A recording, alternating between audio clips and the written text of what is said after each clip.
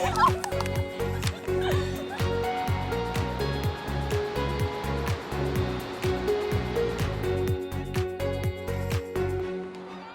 everyone and welcome back to the Deloitte Women's Premier League magazine show, and today we are out and about at the Bedok Stadium, which technically is where the Geylang International team trains, right, on the weekend, and is not on the weekend, on the weekdays as well. But we are joined by two members of the squad, the women's team, of course, Coach Hanafiah, the head coach. Thank you so much. You're the first coach to join us on the show.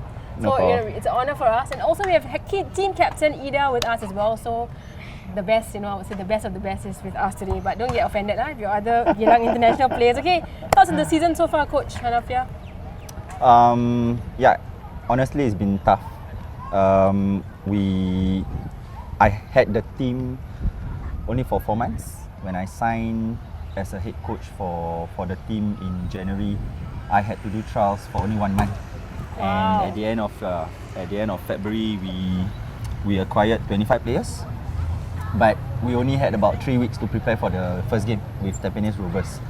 So it was a mountain to climb for me, because we had to gel the team, bond them, and then the most difficult thing is for them to understand my playing style.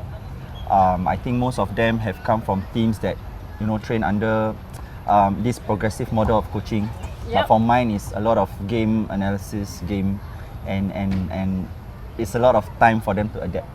So, but I'm very proud of them, because for the past five matches, we have not getting the results we want. But the small wins we do celebrate. Like from the first game we were trashed 8-0, but the second and third game we lost only 6-0, and then the fourth and the fifth game 3-0 and 2-1. So yeah, we cannot celebrate the victory yet, but we celebrate the small wins, like less goals considered, more chances created in the attacking third, and of course we got our first goal by Yasmin last week from a super free kick. Yeah. You're right, you always celebrate the small wins. Yeah. And Ida, as a team captain, how are you enjoying the season so far? So far, I feel like it's been tough. Definitely not easy to lead the team because of the different experiences that we had, and like what Coach Hana said, it's we've been only training and playing together for a few months now. But I think I enjoy playing together with my teammates, like because of how we are all encouraging each other, and we never give up on the team. Yeah, no matter what the results are. Never give up. So because as a team captain, I'm very curious. Like, what's your day to day like? Your responsibilities, and how are you like enjoying the challenge? Yeah, as a team captain, I have to like organize the team together and support them like morally, mentally, and physically. So I feel like it's not an easy job, because as girls we do have our own challenges, yeah. And then like how we manage our feelings and all. So like sometimes I do like off the field. Of course, I have to talk to the team players, like text them how are they feeling, how they feel. We are like open to feedback, and then I will pass the message to coach, all this, yeah. Oh, that's a very important role, and I'm sure Hanafiah, you work with her as well quite closely on that. As a coach, I just want to know your story a little bit more. How did you get involved in women's football? Before this, what were you doing? Okay, so I started being a women's coach since September 2018. It was a job that my mentor called me up for. He's actually coaching the Yale and US college team. It's a faculty team. Yeah, it's just a small team of like 12 players. I think 4 or 5 of them are seasoned players, but the rest are just uni girls who are experiencing a new sport. So being a grassroots coach from First Kick Academy, I've been there since 2010. So for the past 8 years before I started that women's coach thing, right, I've been coaching kids, boys and girls from 4 years old to 12 years old. So when I got that job, right, it was exciting because it was something new and a new challenge for me. And and then when the women's team I've coached, 7-a-side in their ICGs and IFGs, we won some games. Again, small wins, teach them football, and then they enjoyed the game. That was satisfying for me. Yep. And so for you, what's like the difference, Hanafiah, between coaching a men's team and a women's team? I'm sure that there is, some key differences there. Can you share with us? The key difference I would say is that the men's watch football and the ladies hardly watch the game, right? Really? Yeah, I think it's because of the broadcasting and the telecast of women's football in our nation, right? I think in other countries, you can see in England, for instance, their audience, spectators will come in droves, right? But in Singapore, I mean, who watches the women's game? So for the girls, I think some of them would watch. Like I think Chingwen watch women's game. She's going for the World Cup also. But Follow. yeah, yeah. So you see, like some of us don't follow, and some of them watch the men's game. But what is there for them to take, right? So for me as a coach, I think the challenge is to teach football to them in more in-depth, like simple things like passing the ball with your inside foot, keep the ball on the ground. I have to teach these things, which I'm teaching my boys as young as 4 years old. So I'm teaching them and I'm teaching the kids same things. But for the men, I can tell them, okay, pass the ball straight, diagonal. They understand what I'm saying. Yeah. So the challenge is there, but you know, like I said, I've been coaching development kids and ladies for a long time, so I enjoyed it. So it's important to watch the game and learn from it. So Yes, not just from an definitely. analysis point of view, but the women's matches as well. That would help them, you would think? Yeah, definitely. Because when you watch the game, you will understand formations, you will understand positions, you will understand transitions in the game, like attack and defense. Like when I tell the girls, like Ida, that time we talk about Tiong Bahru game. Oh no, Balestier game. Okay, Ida, make sure you get the ball during B- and B+. And she said, what's B+ and B-? You know, so these are football terminologies that they do not understand. Yeah. But I do not like take it as a setback. I purposely like Push talk, them. talk to this to the girls in this football language so that they learn something also. So Yeah. to me, it's not about winning the game, but at the end of the day, today I learned something about B-, B+. I learned about half space, right? I learned about the channels, things like this. So yeah, these are the small things that I teach them so that they learn something from my coaching. Ida, for yourself, what are some of the challenges you face in your season or even your general football career so far? How have you overcome these challenges? I think it's more to being mentally prepared. So like for myself, I feel like because we have work outside and then like our commitments, definitely we need to commit to football. Yep. And then it's basically time management and being physically being physically healthy to be there for the game. Sometimes when we are too tired after work and then we come down for training, sometimes we don't perform well or for match as well. Yeah. So I think that's one of the challenges. So of course I do like, for example, if I have work the next day or on the same day as my match day, I like hydrate myself, prepare myself mentally before that. So like in between bus rides, I will definitely like watch my do imagery, match analysis, That's so good. Preparation and everything. Is it difficult to coach a women's team? Because we do have our emotions as women. We do tend to get like very involved when it comes to certain things. So how do you deal with that? I've always been curious from a male perspective. How do you guys deal with that? Starting from the challenges that I've met in Yale and US College, I already had that. But back then I was alone as a coach, right? So when they had their emotional challenges, right, I asked my captain to talk to them. Yeah. So she's very important. Emotional damage. So emotional damage, especially when we lose the game and when they don't understand what I'm saying. But I'm lucky to have Ida as my captain.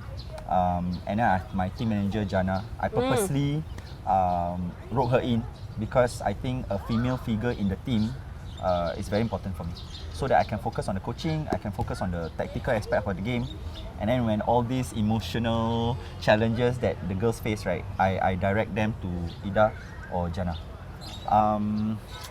It's difficult because like especially for our team, we are playing well. In the pitch, right, we are doing exactly what I'm telling them to do, right? Building up, retention and all that. But we are not getting the results. So the girls will feel like, Frustrated? annoyed, frustrated. They lack the motivation. But when I send them match analysis of their past matches about how they perform individually, right, then they get motivated again for the next game. And then the next game we face challenges again, and then they have to handle, you know, all this, like she said, her work, her relationships. Except for the men's, right? Like I'm assisting Coach Noali now with the men's team. They are professionals. They just sleep, eat football every day. Yeah. But for the girls, they have to. Like in my team, right? Only Ida, Nani, and probably Zakira have had WPL experience in the past. The rest are all tertiary players, college players, WNL players. So when they come to this stage, right, it's high level. I had some girls before the match, they vomited in the toilet and all that. That would probably be me if I played, to be honest. Yeah, Can you you know. imagine? Yeah. So I feel for them lah. It's the anxiety, right? Ida, I'm sure as a player. Yeah, I think that's it lah. Yeah, and how to manage the stress. Yeah. You know, I want to ask you all, because we talked a lot about mental health and inspiration on this show. So many of the girls and my guests have always named one or two people who have changed their lives. For you, as a coach, has there been any player or anyone that you look up to in women's football, even football in general, who has helped you in become who you are today? In women's football particularly? It could be in any Singapore football also. I think for me particularly, my idol in Singapore football is Fandi Ahmad. Okay. Of course. And because for me, he's been a figure, right, in our national football history and all that. And I've seen the games that he has coached. I've seen how far he have come from a player to a coach himself. It's how I want to emulate my career also as a coach. To be patient, to be humble, to be friendly, and you know, if you see Fandi Ahmad coach, right, he doesn't shout and scream at his players. He's very calm. Yeah, and I don't know if Ida agrees with me. I'm very calm in my coaching. Oh. It's true. A lot of the girls feedback, coach, you are calm. different. I'm very calm. But other people will say, hey, you are too calm, you are too relaxed. But I'm not. Because I want them to understand that as much as I want them to win for themselves, but at the same time, I do care for them. So this is how I approach the game. Okay. Yep. Ida, you know, for yourself, anyone who stands out or whom you're inspired by in Singapore football, women's football? Or... I think I mentioned this last year, Angeline Pang. Still Angeline Pang? Okay, Pang, yes. yeah. Angeline Pang still the Because goat. she's like, I just like how she play and like how she's very composed. Yes, Yeah. absolutely. Shout out to Angeline. Okay guys, as always, we do have highlights every week. So this week, we do also have highlights from the recent weekend's games. So let's check it out.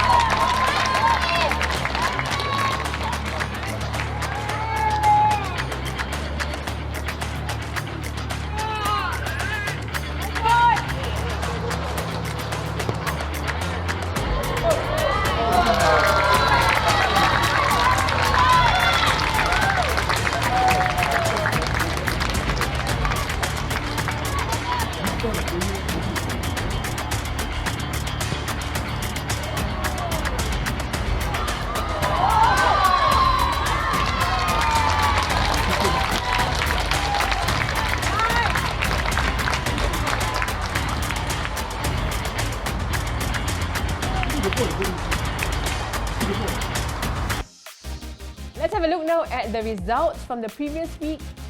And here are the latest standings of the Deloitte Women's Premier League. Alright guys, thank you so much for joining me today. As we always do every show, we have a message from our guests to people out watching this show. So Coach Hanafiah first. Hey guys out there, do support Singapore women's football. We are doing very well in the league, and Geylang is trying their best to play good football out there. So do come and support us at Choa Chu Kang Stadium, Yishun Stadium and OTH if you can. Continue supporting us and come down for our matches. We are hoping to see you there. Geylang boleh. And of course, we do have some jerseys that are available for you guys to buy, including the home and away kits from Geylang International. Very nice ones. They're also available on match day, so go get yours. Which one is your favorite, guys? I love the blue one. Me too, actually. Yeah. Okay. We are also doing a giveaway for the Deloitte Women's Premier League show, and we do have t-shirts for you guys in pink and blue, so y'all can see that they look so nice. There's also some words behind it. Hear me roar. So do comment below and let me know, which is your favorite team, and we're gonna give it to you. We'll give it to you guys, okay? Thank you so much, Ida, as well as Hanafiah, for joining me. All the best for Geylang International for the rest of the season. We'll be watching and of course supporting you guys. All the best, guys. I'm Ash from Footballita, and see you guys next week.